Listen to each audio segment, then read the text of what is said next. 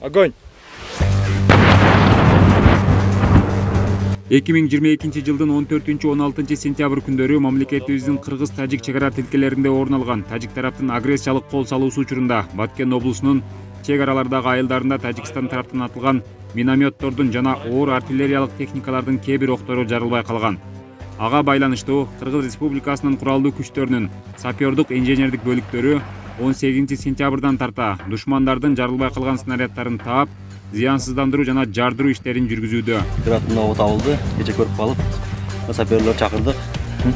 Саперлер аз айылдан 4 километр алыста талаага келип, азыр жок барады. Туңали отцепленияга жактан эч ким өтпөсүн. Аталган иш-аракеттер Баткен облусунун Аксай, Жаңы-Жер, Чоң Тала, Кызыл Жол, Миңбулак, Лейлек районундагы Арка, Максат жана башка айылдарында болууда.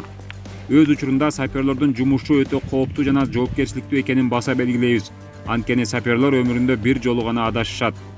Баткен облусунун тургундарын жана журналист-блогерлерге ар кандай такталбаган маалыматтарды таратуудан алыс болууга чакырабыз. Анткени саперлор снаряддарды жардырган учурда аны согуштук аракеттерге божомолдоп, такталбаган маалыматтар таралууда. Эскерте кетсек, жарылбаган снаряддарды жардыруу иштери мындан ары да уланат. Кооптонууга негиз жок. Бир снаряд Жаңы-Жер айылынан табылды. Тоже bir жителдин огородунун. Бул снаряд артиллерийский снаряд. 120 мм. Таза. Жардыруу ордунан табыз. Огонь!